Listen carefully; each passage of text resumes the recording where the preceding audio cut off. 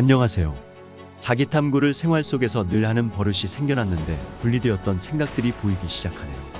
결론적인 말씀을 드리면 삶은 이대로 아무 문제가 없는데 나라고 믿는 자아인 생각이 이건 이래야 하고 저건 이렇게 해야 해 라며 상황을 있는 그대로 못 받아들이고 좋다와 싫다로 나눠서 스스로 괴로움을 만들고 있다는 게 명확해졌습니다. 이 생각이 스스로 자신이 원하는 대로 되지 않는다고 화를 내고 짜증을 내고 신경질을 내고 슬퍼하고 우울해하고 그러고 있다는 게 보이니 마치 코미디 영화처럼 느껴지고 있네요. 완전하게 제3자처럼 그 모든 것이 보이네요. 그전에는 동일시로 인해 이 생각이 화를 내면 감정이 일어나서 불쾌감, 근심 걱정, 고민도 생겨났는데 이제는 그런 일들이 전혀 불편하지 않게 되었습니다. 부자와 빈자, 건강과 불건강 모두 하나의 손일 뿐인데 손바닥만 가지려고 하고 손등을 밀어내고 있었다는 것을 깨닫게 되네요. 결국엔 자아가 나에게 유리한 것을 가지려고 어리석은 짓을 하고 있었네요.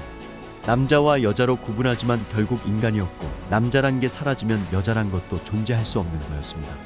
서로가 서로의 존재를 상호의존적으로 증명해 주는 거였고 분리된 동시에 하나였다는 진실이 보이네요. 과거 저는 수억 원의 빚 때문에 정말 힘들었다고 생각해 왔는데 지금 자기 탐구를 해보니 아니었습니다. 그냥 그런 일들이 있었지만 모두 내 생각인 자아가 괴롭고 힘들다라며 삶을 포기하자라고 생각했던 것 같아요. 애초 자아인 생각이 문제라 여기지 않았다면 무의식에서 현실을 그렇게 만들지도 않았을 것이란 게 보였습니다.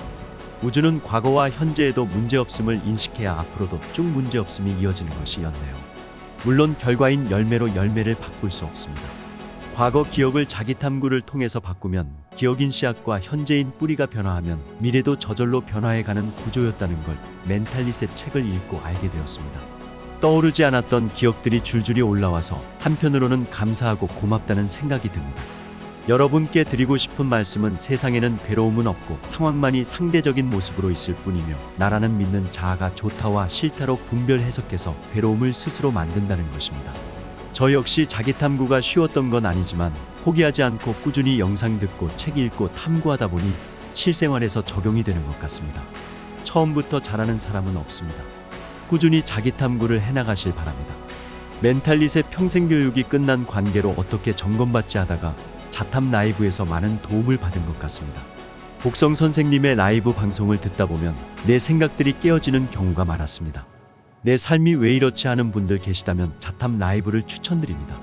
모두 자아가 그렇게 판단하고 붙잡고 있기 때문에 인생이 꼬였다는 게 명확해지네요. 여러분들의 운명을 바꾸고 즐겁게 살아가시길 기원드립니다.